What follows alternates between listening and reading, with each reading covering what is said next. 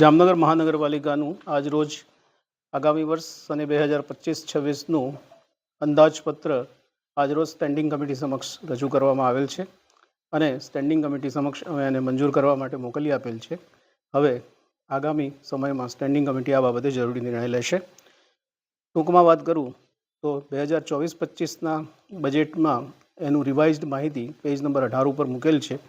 મોટા મોટી વાત કરીએ તો કેપિટલ 930 કરોડની સામે 766 કરોડના કામો પૂર્ણ થયેલ છે.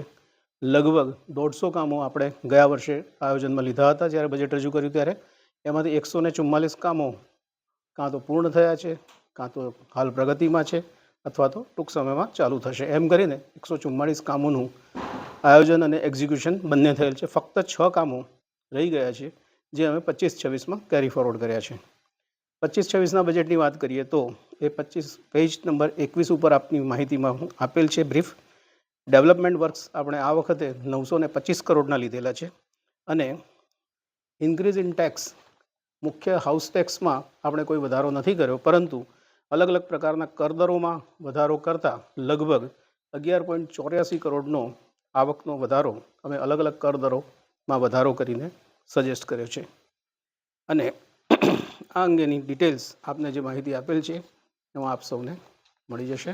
સૌથી મોટો પ્રશ્ન છે જમીનનો. મોટાભાગના વિસ્તારોમાં શહેરની અંદર વિકાસના કારણે અને આજુબાજુમાં રહેણાંક કારણે એ જમીન આપણને યોગ્ય ભૂતકાળમાં જ્યારે પ્રયત્ન કર્યા ત્યારે કોઈને કોઈ વિવાદ સર્જાયા છે. આ વર્ષે મને લગભગ વિશ્વાસ છે કે આ બાબત ટૂંક સમયમાં પતી જશે, કારણ કે આપણે કલેક્ટરશ્રી પાસે આ જમીન માગી છે.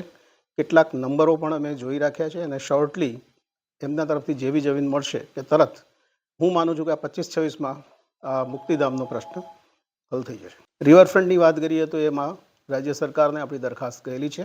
રાજ્ય સરકારશ્રી તરફથી સૈદ્ધાંતિક મંજૂરી અને એ અંગેની બજેટ મળવાથી આપણે એની કાર્યવાહી શરૂ કરશું.